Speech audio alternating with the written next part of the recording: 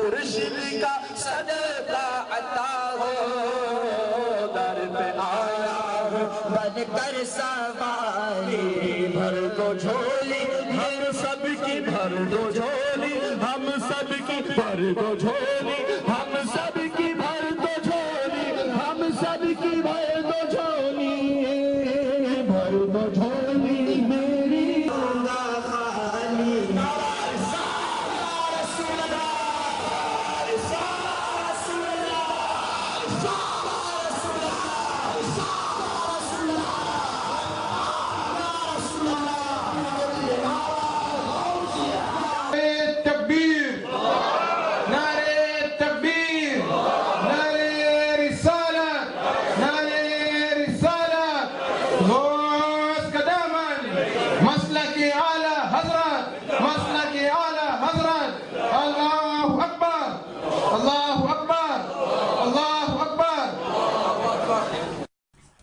xuska dhalashada nabigeena Muhammad nabadgeliya naxariis korkiisa ahaatay ayaa maanta si weyn looga xusay magaalada Lusaka ee caasimadda Zambia.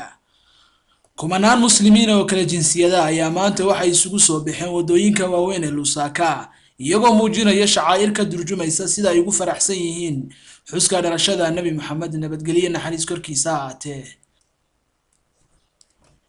Abaara 9 aroornimo ee Saaka ayaa muslimiintu waxay isugu soo urureen masaajidka jaamaca ee bartamaha magaalada Lusaka kadibna waxay socod luga ku soo mareen qaybo muhiim oo kamid ah magaalada waxaana ciidamada wadooyinka ee traafikadu ay u xireen wadooyinka ay marayaan dadka muslimiinta si aysan halkaasi uga dhicin shilal khasaare keeni kara. inkastoo muslimiinta u dhalatay Zambia iyo kuwa ku noolba aysan badnayn tiro ahaan laguna sheega muslimiinta ku nool Zambia boqolkiiba hal Zambian ay kamid tahay wadamada ku abtirsada diinta Kristanka ama Christianation haddana maanta isu soo baxa muslimiintu si weyn ayaa looga dareemay guud ahaan dalka haba ugu badnaatay magaalada caasimadda ee Lusaka. dadka muslimiinta ee maanta isu soo baxay ayaa ka soo kala jeeda wadamada adduunka sidoo kale waxa maanta si weyn isu soo baxa uga dhex muuqday Soomaalida ku nool Zambia oo ah qowmiyadda labaad ee ugu badan muslimiinta ku nool Zambia. markii uu soo dhamaaday socodku ayaa waxay muslimiintu isugu soo urureen masaajidka qadiimiga ee Qoosiya waxaana halkaasi kula hadlay muslimiintii u dabaaldegayay xafladda dhalashada nabi Muhammad nabadgeliya naxariis korkiisa ahaatay qaar ka mid ah imaamiyada masaajidda Lusaka oo ay Soomaaliduna ka mid tahay.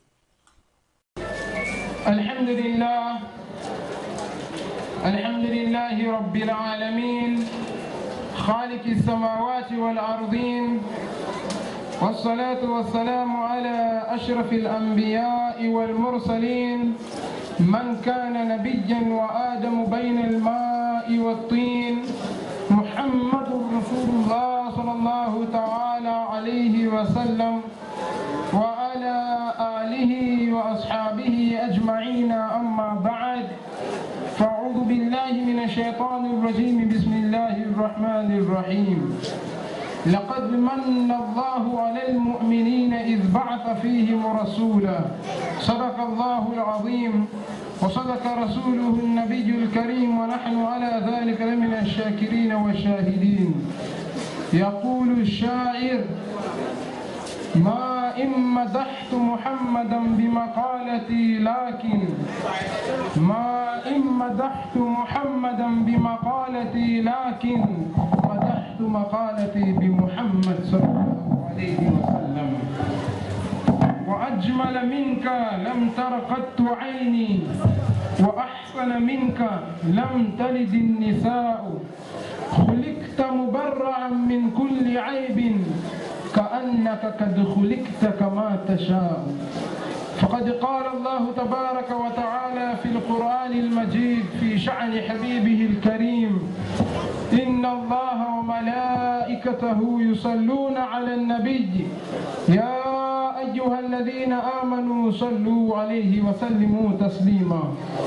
اللهم صل على سيدنا مولانا محمد وعلى آل سيدنا مولانا محمد وآله وبارك وسلم.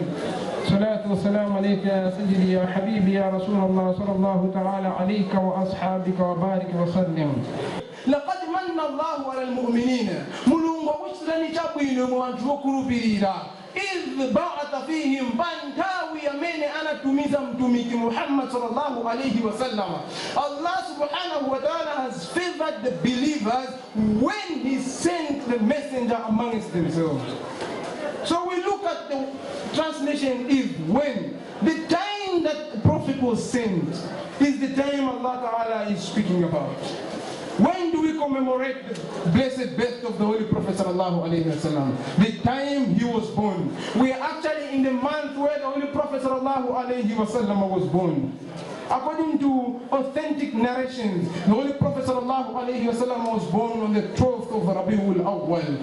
Just 2 nights before, we were commemorating the actual birth of the Holy Prophet Sallallahu Alaihi Wasallam. Due to place and timings, we decided to make our procession on a Sunday so that all of us can have time to commemorate, so that Yawm al-Qiyamah, all those beloveds of the Holy Prophet, Day of Judgment,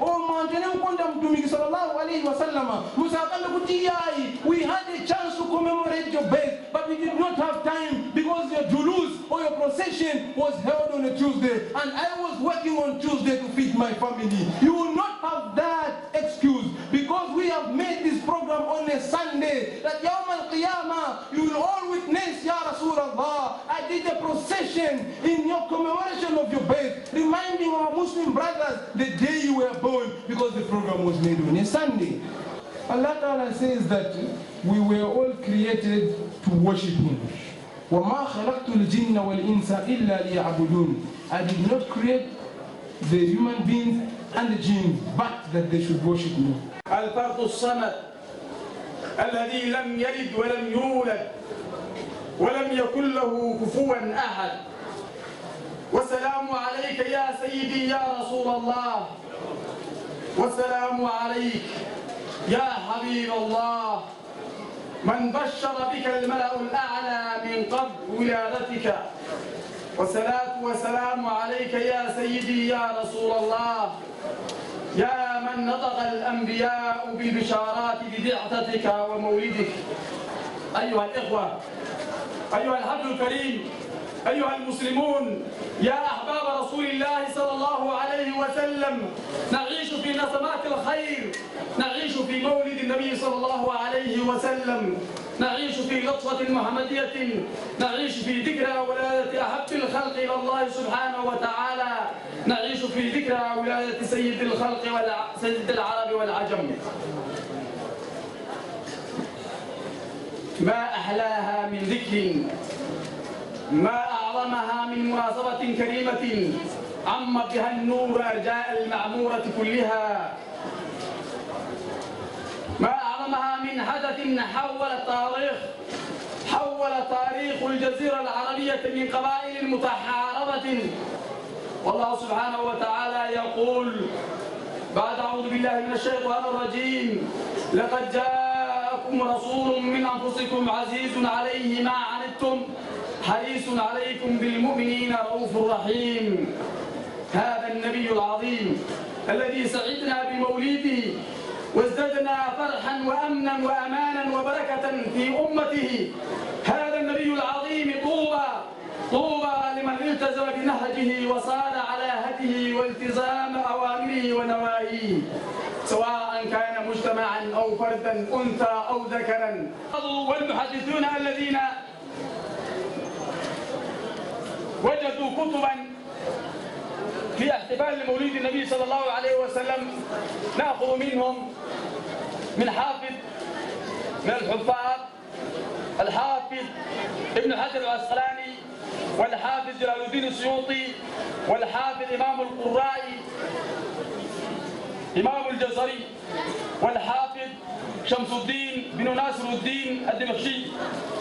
ولا عبرة لمن شذ، كل هؤلاء الحفاظ كتبوا وأيدوا وجوزوا أن الاحتفال بمولد النبي صلى الله عليه وسلم سنة حسنة. لقد كان مولد نبينا محمد صلى الله عليه وسلم حدثا فريدا في تاريخ الإسلامية. وصلوات الله وسلامه عليك يا رسول الله في الأولين والآخرين.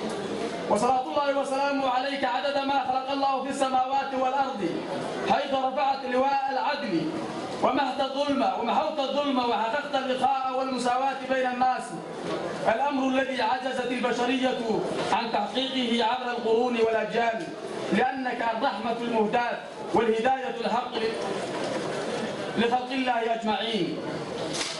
بعثت لتتمم، يقول صلى الله عليه وسلم إنما بعثت ليتمم مكارم الأخلاق. ugu dambeyntii munaasabadan ayaa ku soo dhamaatay jawi aad u wanaagsan, sidoo kale munaasabado kuwan la mid ah oo lagu maamuusayo dhalashada Nabi Maxamed nabadgeliyo naxariis korkiisa ahaatee ayaa isla maanta ka qabsoomay gobolada kale ay ku nool yihiin dadka muslimiinta ah.